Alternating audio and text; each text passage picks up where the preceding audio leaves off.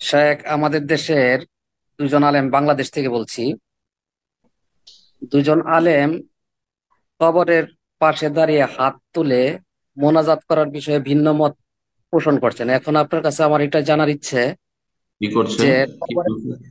কি কবরের বলছে পাশে তারা? দাঁড়িয়ে কবরের পাশে দাঁড়িয়ে হাত তুলে মোনাজাতের একজন পক্ষে বলতেছেন, আর একজন বলতেছেন না, ও হাত তুলে মোনাজাত করার কোনো সহি দলিল নেই।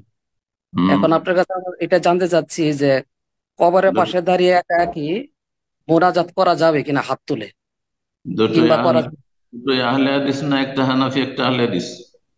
দুজনই আহলে হাদিসের আলেম। জি জি। আল্লাহ হেদায়েত করুক এরকম আহলে হাদিসদেরকে। তো কথা হচ্ছে যে নবী সাল্লাল্লাহু আলাইহি সাল্লামের হাদিসে রয়েছে মাইয়াতকে দাফন করার পরে প্রথম কথা জানাজার সালাতে দোয়া, ওতে দোয়া হয়ে গেল।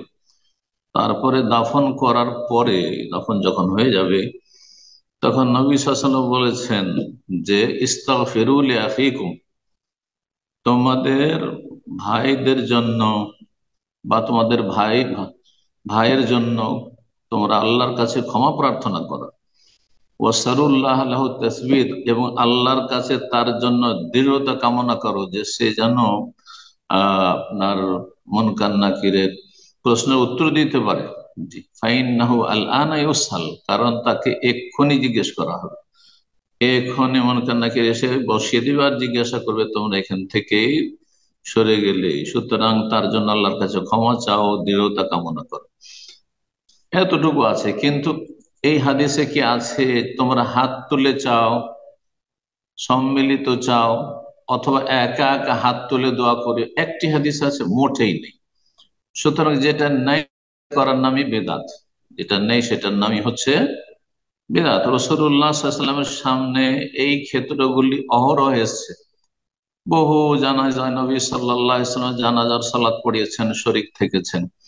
নবী সাল্লাল্লাহু আলাইহি ওয়াসাল্লাম মাইয়তের জন্য ক্ষমা চাইতে বলেছেন, তাসবির চাইতে বলেছেন, কিন্তু তিনি নিজেও হাত তুলে দোয়া করেননি এবং সাহাবায়ে কেরাম হাত তুলে দোয়া করেননি।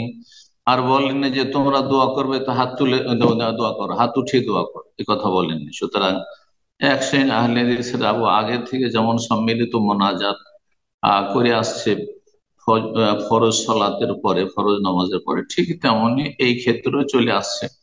এরকম মেলাগুলি ভুলভ্রান্তি আছে, না জানার কারণে করেছে আমাদের আগের আলেম ওলামারা। আর যারা আজকাল করছে না, তারা হঠকারিতা করছে। তারা দলিল মানতে চায় না, তারা আহ, হঠকারিতা, যে আমি ছোট হয়ে যাব, এতদিন করে এলাম, আর যদি এখন মেনে নিয়ে এদের কথা, তাহলে তো ছোট হয়ে যাবো, হ্যাঁ হেরে যাবো। এই হারতে চায় না, সেজন্য আল্লাহ তাদের হেদায়েত দান করুক। এটা হচ্ছে ইত্তেবাউল হাওয়া, কুপ্রবৃত্তির অনুসারী। সুতরাং যিনি বলেছেন যে দোয়া তো আছে কিন্তু হাত তোলা নাই, সেটি হচ্ছে কোরআন সুন্নাহ ভিত্তিক মত। জাযাকুমুল্লাহ।